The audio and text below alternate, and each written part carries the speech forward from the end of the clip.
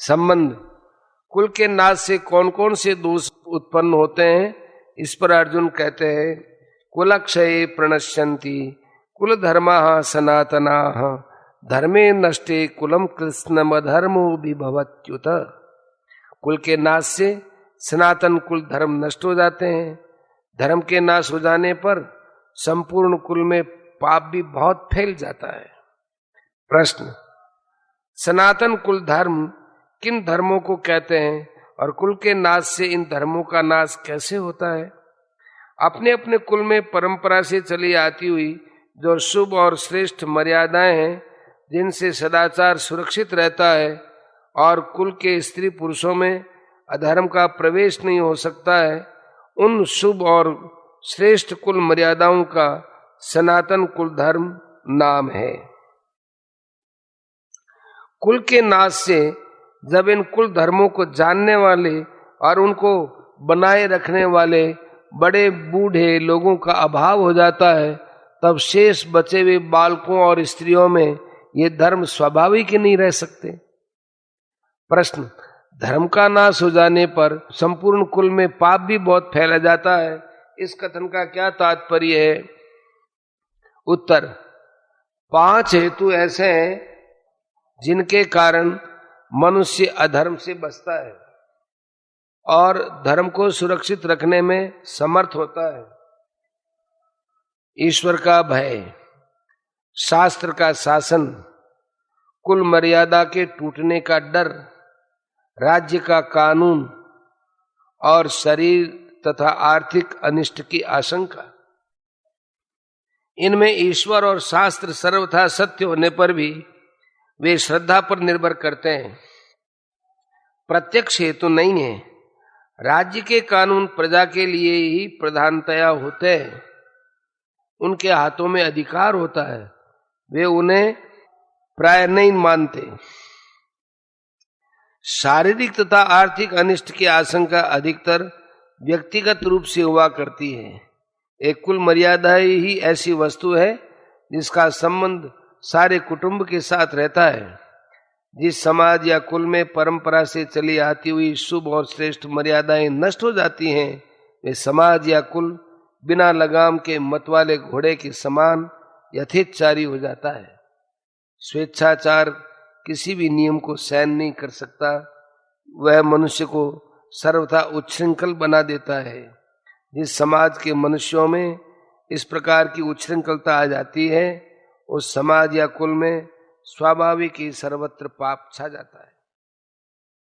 संबंध, इस प्रकार जब समस्त कुल में पाप फैल जाता है तब क्या होता है? अर्जुन अब उसे बतलाते हैं। अधर्माभिभवात् कृष्ण प्रदुष्यन्ति कुल स्त्रियः स्त्रीषु दुष्टा सुवार्ष्णेय जायते वर्ण संकर। हे कृष्ण, पाप के अधिक बढ़ जाने से कुल की स्त्रियां अत्यंत दूषित हो जाती हैं और हे वार्ष्णेय, स्त्रियों के दूषित हो जाने पर वर्ण संकर उत्पन्न होता है। इस श्लोक का क्या तात्पर्य है? उत्तर, कुल धर्म के नाश हो जाने से जब कुल के स्त्री पुरुष उच्छृंखल हो जाते हैं तब उनकी प्राय सभी क्रियाएं अधर्मयुक्त होने लगती हैं। इससे पाप अत्यंत बढ़कर सारे समाज में फैल जाता है। सर्वत्र पाप छा जाने से समाज के स्त्री पुरुषों की दृष्टि में किसी भी मर्यादा का कुछ भी मूल्य नहीं रह जाता और उनका पालन करना तो दूर रहा, वे उनको जानने की भी चेष्टा नहीं करते और कोई उन्हें बतलाता है तो उसकी दिल्लगी उड़ाते हैं या उससे द्वेष करते हैं। ऐसी अवस्था में पवित्र सती धर्म का, जो समाज धर्म की रक्षा का आधार है, अभाव हो जाता है। सतीत्व का महत्व खोकर पवित्र कुल की स्त्रियां घृणित व्यभिचार दोष से दूषित हो जाती हैं। उनका विभिन्न वर्णों के पर पुरुषों के साथ संयोग होता है। माता और पिता के भिन्न भिन्न वर्णों के होने से जो संतान उत्पन्न होती है वह वर्ण संकर होती है। इस प्रकार सहज ही कुल की परंपरागत पवित्रता बिल्कुल नष्ट हो जाती है। संबंध, वर्ण संकर संतान के उत्पन्न होने से क्या क्या हानियां होती है, अर्जुन अब उन्हें बतलाते हैं। शंकरो नरकायैव कुलघ्नानां कुलस्य च पतन्ते पितरो येषां लुप्तपिंडोदक क्रियाः। वर्ण संकर कुल घातियों को और कुल को नरक में ले जाने के लिए होता है। लुप्त हुई पिंड और जल की क्रिया वाले अर्थात श्राद्ध और तर्पण से वंचित इनके पितर लोग भी अधोगति को प्राप्त होते हैं। प्रश्न, कुल घाती किनको कहा गया है और इस श्लोक में कुलस्य पद के साथ चय अव्यय का प्रयोग करके क्या सूचित किया गया है? उत्तर, कुल घाती उनको कहा गया है जो युद्ध आदि में अपने कुल का संहार करते हैं, और कुलस्य चय पद के साथ चय अव्यय का प्रयोग करके ये सूचित किया गया है कि वर्ण संकर संतान केवल उन कुल घातियों को ही नरक में कारण नहीं बनती, वह उनके समस्त कुल को भी नरक में ले जाने वाली होती है। प्रश्न, लुप्त हुई पिंड और जल की क्रिया वाले इनके पितर लोग भी अधोगति को प्राप्त हो जाते हैं, इसका क्या भाव है? उत्तर, श्राद्ध में जो पिंडदान किया जाता है और पितरों के निमित्त ब्राह्मण भोजनादि कराया जाता है वह पिंड क्रिया है, और तर्पण में जो जलांजलि दी जाती है वह उदकक क्रिया है। इन दोनों के समाहार को पिंडोदकक क्रिया कहते हैं। इन्हीं का नाम श्राद्ध तर्पण है। शास्त्र और कुल मर्यादा को जानने वाले लोग श्राद्ध तर्पण किया करते हैं, परंतु कुल घातियों के कुल में धर्म के नष्ट हो जाने से जो वर्ण संकर उत्पन्न होते हैं वे अधर्म से उत्पन्न और अधर्माभिभूत होने से प्रथम तो श्राद्ध तर्पणादि क्रिया को जानते ही नहीं।